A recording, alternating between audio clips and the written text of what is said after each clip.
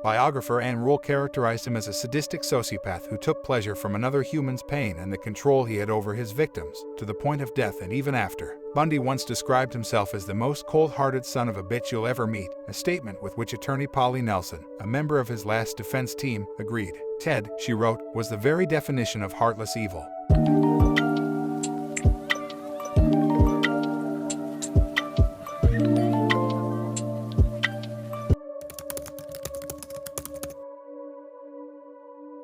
On August 16, 1975, Bundy was arrested by Utah Highway Patrol Officer Bob Hayward in Granger, another Salt Lake City suburb. Hayward observed Bundy cruising a residential area in his Volkswagen Beetle during the pre-dawn hours and fleeing at high speed after seeing the patrol car. He noticed that the Volkswagen's front passenger seat had been removed and placed on the rear seats, and searched the car. He found a ski mask, a second mask fashioned from pantyhose, a crowbar, handcuffs, trash bags, a coil of rope, an ice pick, and other items initially assumed to be burglary tools. Bundy explained that the ski mask was for skiing. He had found the handcuffs in a dumpster, and the rest were common household items. However, Detective Jerry Thompson remembered a similar suspect and car description from the November 1974 deranged kidnapping, and Bundy's name from Klopfer's phone call a month later. In a search of Bundy's apartment, police found a guide to Colorado ski resorts with a checkmark by the Wildwood Inn and a brochure that advertised the Viewmont High School play in Bountiful, where Kent had disappeared. The police did not have sufficient evidence to detain Bundy, so he was released on his own recognizance. Bundy later said that searchers missed a hidden collection of Polaroid photographs of his victims, which he destroyed after he was released. Salt Lake City police placed Bundy on 24-hour surveillance, and Thompson flew to Seattle with 2 other detectives to interview Klopfer. She told them that in the year prior to Bundy's move to Utah, she had discovered objects that she couldn't understand in her house and in Bundy's apartment. These items included crutches, a bag of plaster of Paris that he admitted stealing from a medical supply house, and a meat cleaver that was never used for cooking. Additional objects included surgical gloves, an oriental knife in a wooden case that he kept in his glove compartment, and a sack full of women's clothing. Bundy was perpetually in debt, and Klopfer suspected that he had stolen almost everything of significant value that he possessed.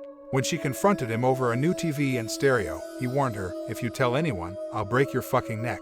She said Bundy became very upset whenever she considered cutting her hair, which was long and parted in the middle. She would sometimes awaken in the middle of the night to find him under the bed covers with a flashlight, examining her body. He kept a lug wrench taped halfway up the handle in the trunk of her car, another Volkswagen Beetle, which he often borrowed, for protection. The detectives confirmed that Bundy had not been with Klopfer on any of the nights during which the Pacific Northwest victims had vanished, nor on the day Ott and Naslund were abducted from Lake Sammamish State Park. Shortly thereafter, Klopfer was interviewed by Seattle homicide detective Kathy McChesney and learned of the existence of Diane Edwards and her brief engagement to Bundy around Christmas 1973. In September, Bundy sold his Volkswagen Beetle to a Midvale teenager. Utah police impounded it, and FBI technicians dismantled and searched it. They found hairs matching samples obtained from Campbell's body. Later, they also identified hair strands microscopically indistinguishable from those of Smith and deranged. FBI lab specialist Robert Neal concluded that the presence of hair strands in one car matching 3 different victims who had never met one another would be a coincidence of mind-boggling rarity. On October 2nd, detectives put Bundy into a lineup. deranged immediately identified him as Officer Roseland, and witnesses from Bountiful recognized him as the stranger at the Viewmont High School auditorium. There was insufficient evidence to link him to Kent, but more than enough evidence to charge him with aggravated kidnapping and attempted criminal assault in the deranged case. He was freed on $15,000 bail, paid by his parents, and spent most of the time between indictment and trial in Seattle, living in Klopfer's house. Seattle police had insufficient evidence to charge him in the Pacific Northwest murders, but kept him under close surveillance. When Ted and I stepped out on the porch to go somewhere, Klopfer wrote, so many unmarked police cars started up that it sounded like the beginning of the Indy 500. In November, the 3 principal Bundy investigators, Jerry Thompson from Utah, Robert Capel from Washington, and Michael Fisher from Colorado, met in Aspen, Colorado, and exchanged information with 30 detectives and prosecutors from 5 states. While officials left the meeting convinced that Bundy was the murderer they sought, they agreed that more hard evidence would be needed before he could be charged with any of the murders. In February 1976, Bundy stood trial for the deranged kidnapping. On the advice of his attorney, John O'Connell, he waived his right to a jury due to the negative publicity surrounding the case. After a 4-day bench trial and a weekend of deliberation, Judge Stuart Hanson Jr. found him guilty of kidnapping and assault. In June, he was sentenced to 1 to 15 years in the Utah State Prison.